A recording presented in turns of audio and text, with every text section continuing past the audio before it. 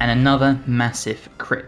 We are now 2 for 2. The Arcane Archer is one of my favourite subclasses in BG3, and you compare it really nicely with the College of Swords Bards. So let's go over it, level by level, combat tutorial, and all the items you could need. And we start with the Fighter. Now the Fighter will give you second wind, which means we can use a bonus action to heal ourselves up. Strength saving throw proficiency, Constitution saving throw proficiency, as well as proficiencies with pretty much every weapon and armour in the game. Now for your fighting style, we are going to take Archery, again a +2 bonus to our ranged weapon attacks. And then for your stat array, we're going to have 8 Strength, 16 Dexterity, 14 Constitution, 10 Intelligence, 10 Wisdom, 16 Charisma. If you're using the items I am, you can respec, set your Constitution to 8, bump your Intelligence up to 14, Strength to 10. I know Arcane Archer uses Intelligence, but the Bard uses Wisdom. Charisma, so we've got to pick and choose here. But if you are respecing, this is what I would go with. For your proficiencies, take what you feel like. Fighter level 2 is what we stick with next, and we take Action Surge. Immediately gain an extra action to use this turn. We take the Fighter to level 3 to get our specialisation, which is the Arcane Archer. This will give you proficiency in Nature and Arcana, as well as Arcane Arrow, the resource used to cast Arcane Shot. And then we gain some spells and cantrips. Now for a cantrip here, I would take Light, nice little utility spell. And then we gain our 3 arcane shots. The first one we're going to take is Banishing Shot. So we can use Abjuration Magic to potentially banish your target to the Feywild. On a miss, will not consume an arcane arrow. We're going to take the Bursting Arrow. So this will use Evocation Magic to make the arrow explode on impact, dealing force damage. And then finally we're going to take the Seeking Arrow. So this will possibly deal force damage and apply Fairy Fire. Okay, at level 3 is where we dip over to, just to get through the list, the Bard. Now we gain 2 spells at this point, so for me personally, I would take Vicious Mockery, and I would take Dancing Lights, or you could take Minor Illusion. For spells here, I would take Thunderwave, a great spell for pushing enemies off of beams, balconies, ledges, all sorts. Healing Word, Dissonant Whispers, and Fairy Fire. For an instrument, take what you feel like. And for your proficiencies, take whatever you feel like. Bard level 2 brings the Jack of all trades. So, your vast experience makes you more likely to succeed in any undertaking. Add half your proficiency bonus rounded down to ability checks you're not proficient in. You also gain Song of Rest, so you and your allies are revitalised as though you would have taken a short rest. We gain 1 more spell, so for this one, let's take Longstrider. Bard level 3 is where we get our specialisation. Now before that we gain 1 more spell, so we're going to take Hold Person, a great spell for battlefield control. And we're going to pair this very nicely with the College of Swords. So this will give us our flourishes, and this is really where the Archer can come into play.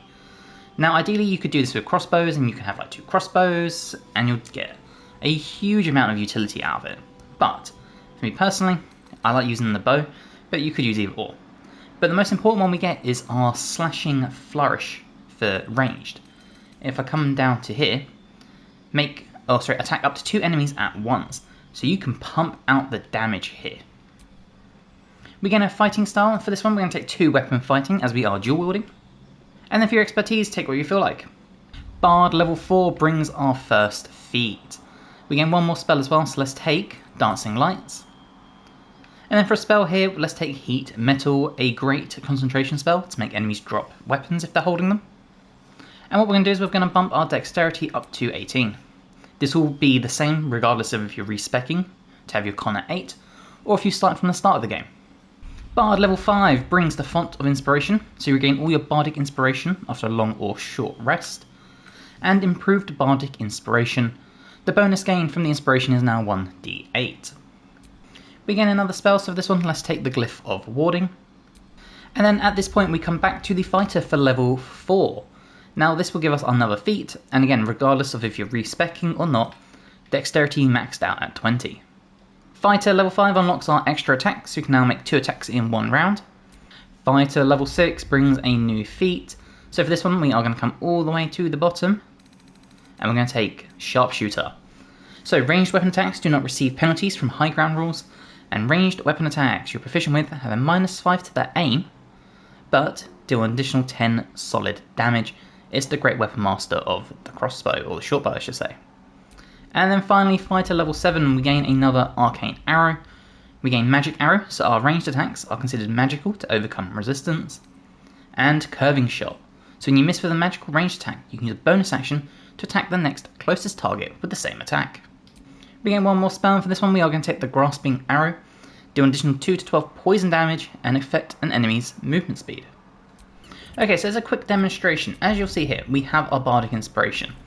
So if I was to come into our Slashing Flourish ranged, attack up to 2 enemies at once, you'll see we can target Lae'zel, and you'll see we do some big damage. However, if we were to switch out to our dual hand crossbows, which I believe are all the way down here, we'll put these both in, just like that.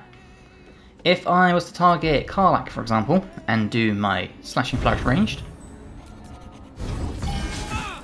you'll see you still do 2 shots, and you can still do your Bursting Arrow with the hand crossbows, just like that.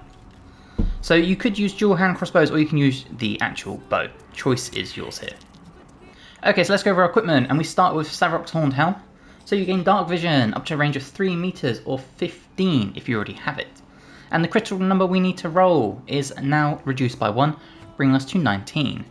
We can't be frightened or afflicted with emotion altering conditions, and we gain a Constitution saving throw +1. For a cloak, I like the Cloak of Displacement. This will basically activate at the beginning of your turn, giving attackers disadvantage on you. The Disintegrating Nightwalkers, so we cannot be enwebbed, entangled or ensnared, cannot sleep on ice or grease, and we gain Misty Step. The Armour of Agility, this is a really good medium based armour, gives us a saving throws +2 and exotic materials, meaning we can add our full dexterity of +5 to our armour class.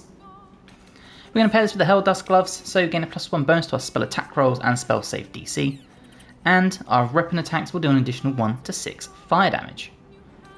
We're going to take the Shifting Corpse Ring to give us invisibility and blur, the Caustic Band to deal an additional 2 acid damage, and the Amulet of Greater Health. This will bring our Constitution to 23 and give us advantage on Constitution saving throws, meaning we got a high chance of maintaining our concentration on things like Hold Person.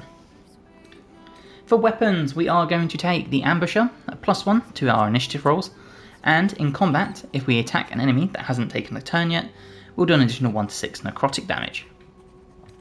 In our offhand, we're going to take Bloodthirst, another improved critical, so this now brings our critical number down by 1 again to an 18.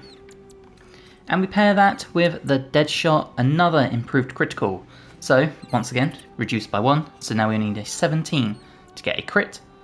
And Keen Attack, we double our proficiency bonus when rolling ranged attacks with this weapon. So that is the build, let's go check it out. Okay, we're in combat, and as you can see we're top of the turn order alongside our rogue, so let's start doing this.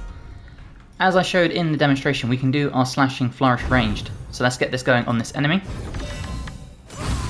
And you see a massive crit to start the fight. We can then target this one, because as you can see we can do our flourishes with our extra attacks. And another massive crit. We are now 2 for 2, and we can Action Surge. We Action Surge, we can come back in here with another Slashing Flourish, say on this enemy. And as you can see, a big kill shot there, and we can just take a normal shot, and in one round we have killed 3 enemies. This still leaves our bonus action, so we could heal up, we could Misty Step, we can even now run in with our offhand and land another crit. What a crazy first round. But of course, we are still an Arcane Archer, so let's do some of our arcane shots, and we'll do a Banishing Shot. As you see, the enemy has completely disappeared. This means with our bonus action, we could, when I can find it, we can Misty Step to some higher ground, say like here. And we can focus on this enemy now, and we could throw out our Bursting Shot. And we landed another crit. You see the enemy is still banished.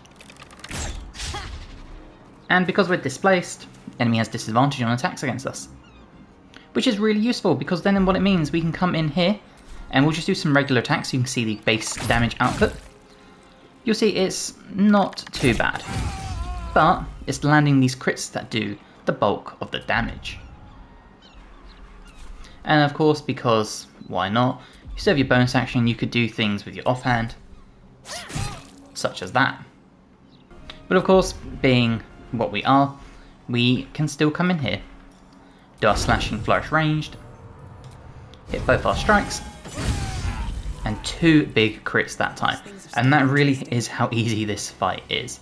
And what's really cool, we didn't need to use any of our spells, we still have a bunch of our arcane shots available, we didn't use any spell slots, and we can come in here with our Song of Rest, meaning we saved our short rest, and we've got all our bardic inspiration back, meaning we can jump straight back in with some slashing flourishes. So I really hope you have enjoyed this build. If you have, let me know in the comments below and let me know what your favourite patch 8 subclasses are. If you're not already, please drop the video a like and subscribe to the channel for more. Got more guides to Baldur's Gate, to Dragon Age, Path of Exile, all the RPGs you could ever need. And hopefully, I'll see you in the next one. Bye guys.